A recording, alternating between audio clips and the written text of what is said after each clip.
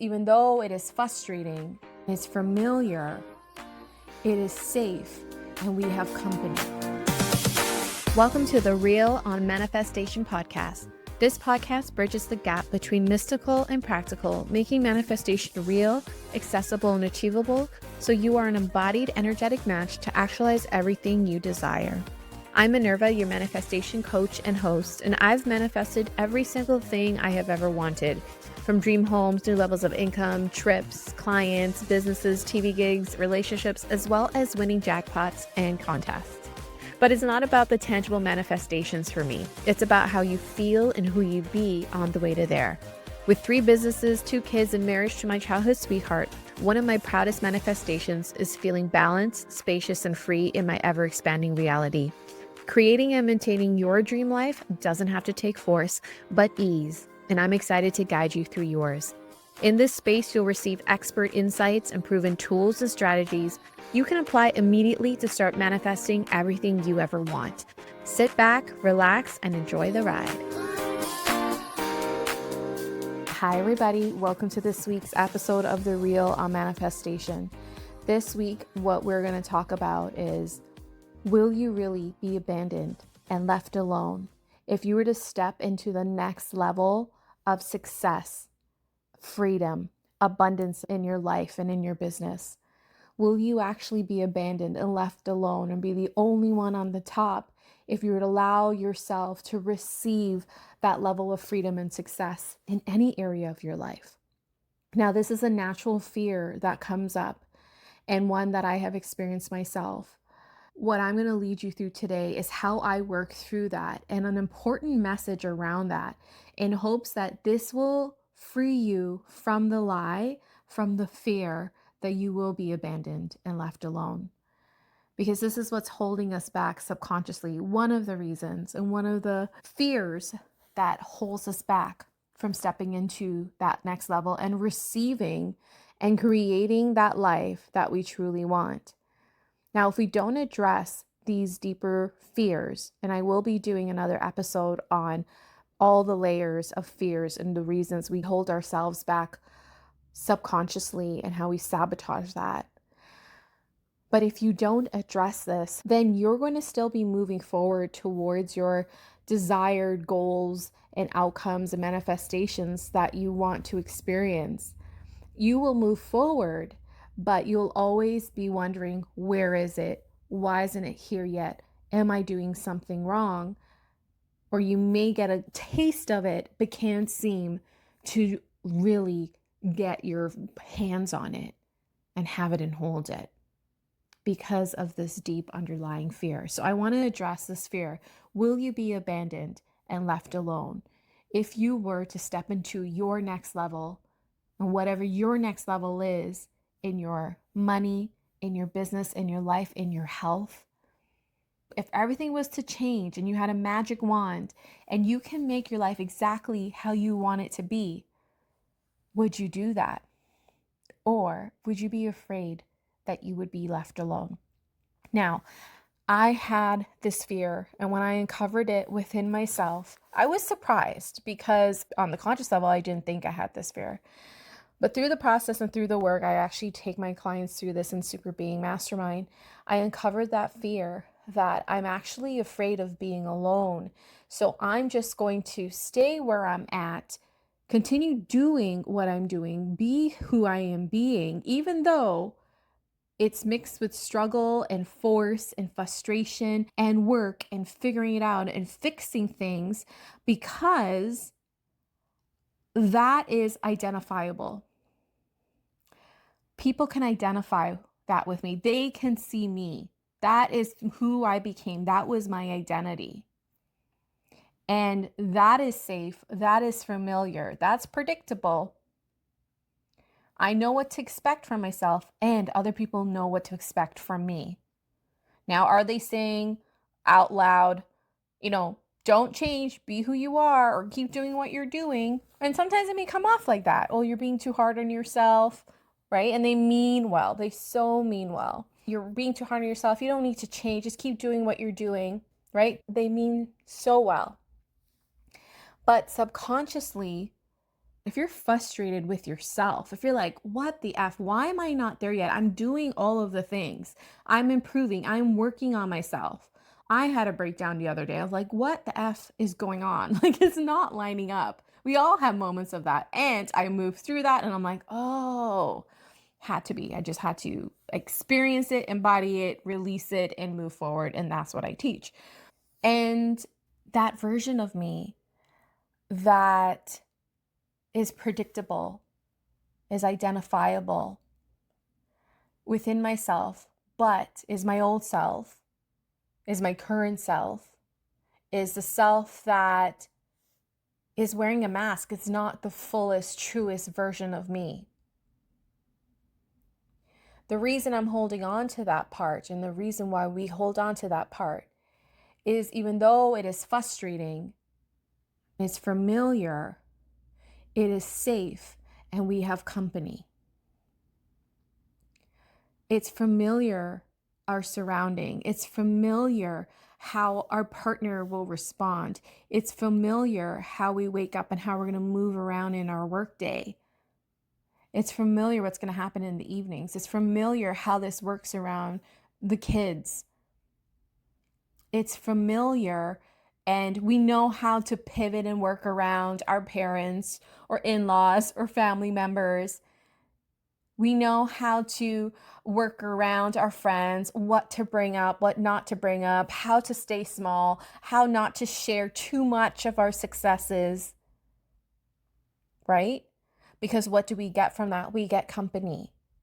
It's familiar. We have people. We know who we can turn to. We know we can open our text or WhatsApp and who we can talk to when we want to talk to them about what we want to talk about or what not to talk about. Right? But at least, even though I'm not where I want to be, at least I have everyone who's important to me and familiar and should be important to me, or quote unquote should be in my life. Parents, siblings, friends, peers. I have the comfort. I have connection. Regardless if that connection is supporting the highest version of ourselves. Now, I think this is where a bit of the fear is really tugged on. I don't believe you need to let go of anybody. I actually come from the thought that the people around us are mirrors and reflecting back to us and calling onto us, even though they may not be quote unquote aligned or growing or where you're going or where you're at, they're perfectly placed in your life. They are a mirror. They are your opportunity. They are giving you that space and that opportunity unknowingly, unconsciously, for you to have this contrast, for you to step into and for you to grow into who you want to be and who you are meant to be. And so within that change, you think that means they're going to go, that they're going to drop off, that you're going to be alone. Now they may, you're going to feel that shift, but it will inspire the right people. It will call forth in them more of themselves because you are stepping forth into the truth, the power, the alignment within you. And when you give yourself permission and you decide, yes, in those micro steps, in those daily steps to choose alignment, to choose you. And the more you anchor into that, the stronger you are within your being. You're strengthening that muscle of alignment within you. And that's the frequency you're putting out. They will rise. Who is meant to be with you will rise, and new people will show up for you. One of my clients in Super Being Mastermind said to me in tears on our first call, this is not even about the coaching, it's about being a soul sister. And she always wanted, I can cry, she always wanted someone like me in her life. And so you're not going to be alone as you rise, as you grow, as you allow yourself to step into who God, source, spirit made you to be, and that God expression here on earth, you have no choice, and law will confirm this. It will match. It will come back to you. That God source frequency in someone else will recognize that and rise up to it and magnetize towards that like a moth to a flame. But it's not going to happen if you're walking side by side on this path of being your old self in this old skin, seeing that vision of you outside of you and realizing that you're the snake that needs to release that skin. Not to call you a snake, but hopefully you're following. You're standing in your body, realizing it's up to you to shed this layer of skin, to take off the mask, to take off the costume. Now, there's a process I take my clients through, a deeper level of identity work. It's not just about seeing your old self and your new self.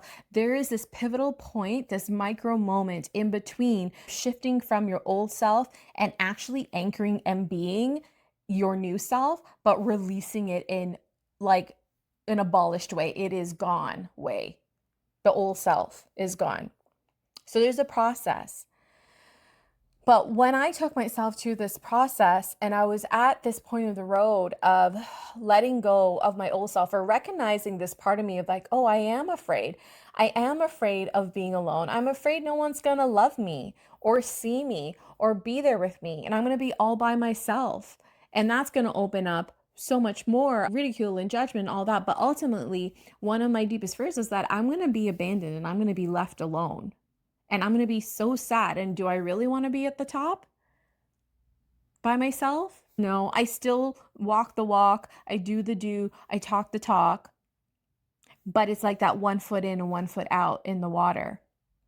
And then I wonder why it was only coming in like meep, little spurts.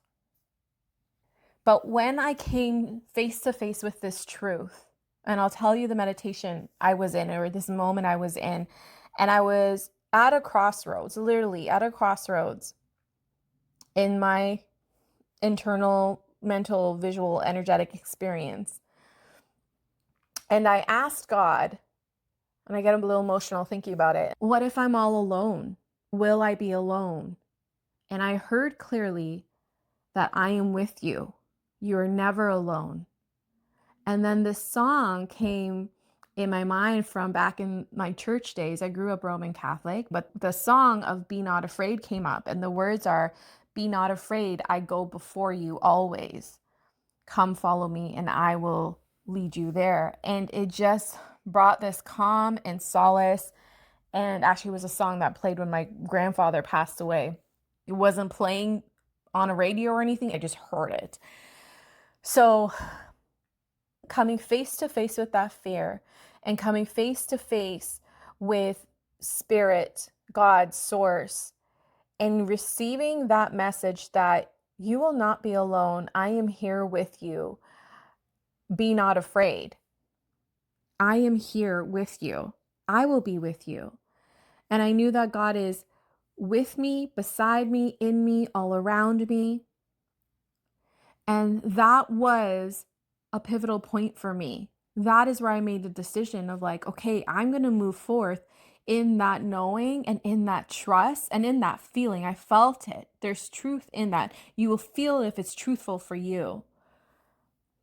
And then I decided that's enough to move forward, to shed that skin, release the old self, and move forward into my new true identity, my next level identity, because then there's the next level you're going to shed and I'm going to shed.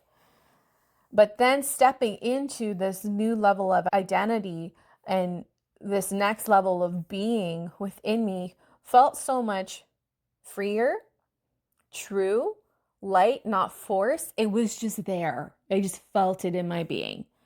There was no more searching. There was no more affirming. There was no more working towards it. It was there. I've landed. It's there. It's locked in. I felt it in my being. It's embodied. And so that's my message for you. And yes, you can go through this on your own and just sit with that fear, sit with that abandonment, sit with that loneliness that you think you're going to feel. Sit with that, observe that, and have a conversation with that. And then also tune in to the greater sense and the truth and the lightness that's also there and present. God, source, spirit, that energy and that message. And you'll know, number one, you won't be alone. You will not be abandoned if you allowed yourself to go to the next stage in your life. You will not. And you will also be surprised of who will be there with you, who will rise to the occasion with you. And here's the thing, the reason you may not be able to see anyone with you there is because you're the leader and everyone else around you is on their own journey too. I remember sharing this with my husband years ago, and I would say, I have this vision of moving forward. This is where I want to be. And I don't want to, go alone. I don't want to outgrow you. So then I'm trying to make him grow with me and all of that. And I kept thinking that this might mean I might have to let him go because I couldn't see him in the vision. And the reason being is that I had to go first. I was holding the torch. I was on my own journey. And when I am focused within myself, on myself, forward moving and where I'm going, where I'm meant to be, then I was able to see the bigger picture and see them rise and see other people show up energetically, emotionally. Then I started seeing the visions of people there, or more people there, and it became clearer and clearer. And then seeing my husband literally there on the energetic level, because it starts on the energy field before the physical field.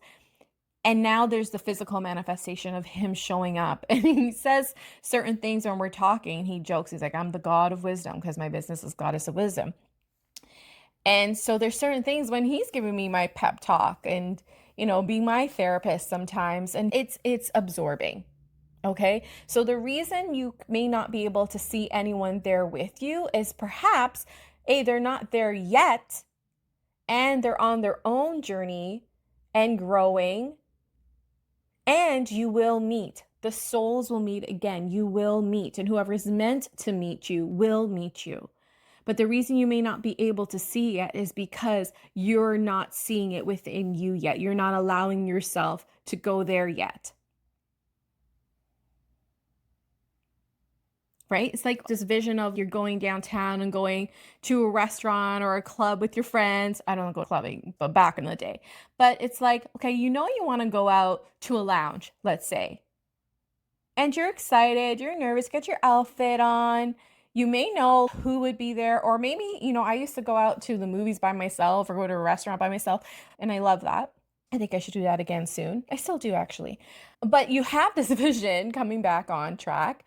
You want to go to a lounge, right? But you really don't know who's going to be there until you are there, until you get there. And then you're like, oh, I know you. Or you meet someone new and you have these kindred spirits come together. You make a new friend.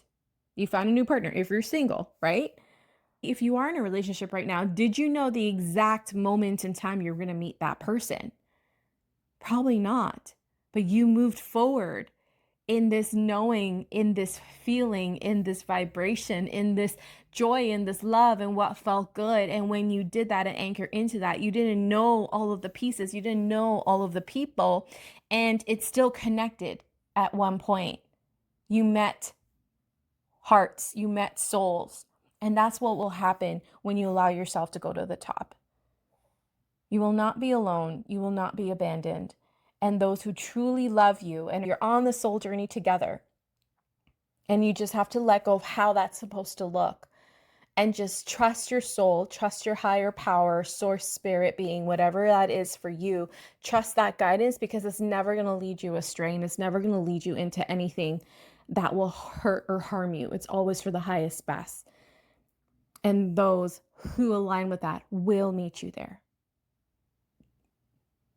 Okay? So I hope you enjoyed that. And if you feel called to, we'll love to see you in the Super Being Mastermind. These are the powerful conversations that we have on the deeper soul embodied level of clearing out these fears, clearing out these blocks so that you blow wide open and catapult to your next level in an aligned, embodied, true way where things are shifting so quickly. After our first call in Super Being Mastermind, my client messaged me and said, "This is what has happened," within an hour of our call. And it was even like one of the signs is like a spider showing up and the meaning of that spider, right? So much in spiders is about abundance and wealth and what's coming and luck, right? And so these manifestations are showing up, evidence is showing up, and it can show up so quickly when you shift within you because it's all responding, reflecting back to who you are being. And so when you're that super being, you experience this super amazing life. So check out the link and we'll love to see you there. We meet twice a month and you get a week of unlimited Telegram with me for customized feedback and coaching. Love to see you there. See you next time.